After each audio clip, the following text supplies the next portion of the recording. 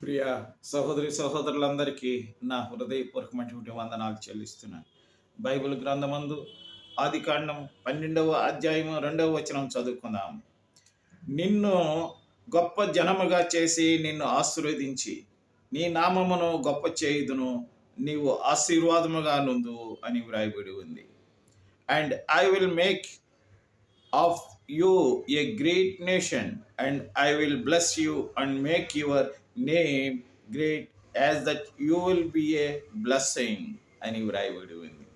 దేవుని యొక్క సన్నిధానంలో వాక్యం వింటున్నటువంటి బిడ్డలందరూ దేవుని ఆశీర్వాదాలకు అతి సమీపములుగా ఉండాలని ప్రభు పేరిట మనం చేస్తూ, దేవుని యొక్క చిత్తమై ఉన్నది. మా పరలోకపు తండ్రి, వింటున్న ప్రతి బిడ్డలందరినీ మీరు ఆశీర్వదించి బలపరచమని యేసు నామమున ప్రార్థిస్తున్నాము తండ్రి. ఆమేన్.